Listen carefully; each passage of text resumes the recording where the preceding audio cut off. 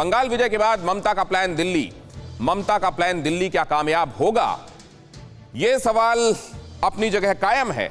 दीदी का मिशन दिल्ली कहीं उनका अति आत्मविश्वास तो नहीं, ओवर कॉन्फिडेंस तो नहीं? 10 सालों में ममता ने बंगाल को कितना बदला है?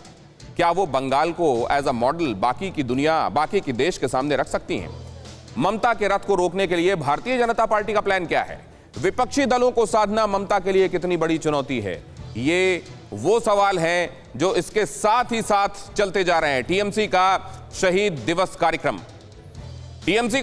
कार्यक्रम चल रहा है और शहीद दिवस पर रैली को संबोधित करने वाली है ममता बनर्जी। वर्चुअली भी कई जगहों से वो जुड़ने वाली हैं। ममता देश के कई राज्यों में जुड़ेंगी और प्रसारण किया जाएगा उनके इस एड्रेस का। 1993 के शहीद कार्यकर्ताओं को इस दौरान याद किया जा रहा है। 1993 के शहीद कार्यकर्ताओं को याद करते हुए शहीदी दिवस, और इसका प्रसारण देश के अलग अलग हिस्सों में, वहां जहां हिंदी, इंग्लिश और बंगाली नहीं समझी जाती, वहां पर स्थानीय भाषाओं में ट्रांसलेशन भी होगा। इसका मतलब यह है कि ये ममता बनर्जी के राष्ट्रीय एम्बिशन को, राष्ट्रीय महत्वाकांक्षा को दिखा रहा है। हालांकि उसके साथ जो सवाल है वो उसके साथ ही उतने ही बड़े सवाल हैं उनकी राष्ट्रीय महत्वाकांक्षा के साथ,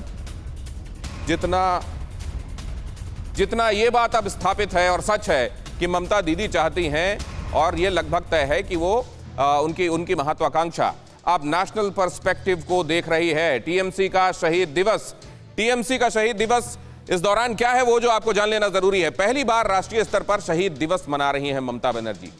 ये पहली बार है, मनाया पहले भी गया, लेकिन लेवल ये नहीं था। वर्चुअल कार्यक्रम में राष्ट्रीय राजनीति में दीदी की एंट्री हो रही है इस कार्यक्रम के जरिए, और देश के 10 राज्यों में दीदी की स्पीच का सीधा प्रसारण हो रहा है। बड़ी बड़ी स्क्रीन्स पर दीदी की स्पीच दिखाई जाएगी। हर राज्य की स्थानीय भाषा में दीदी का ये भाषण दिखाया जाएगा।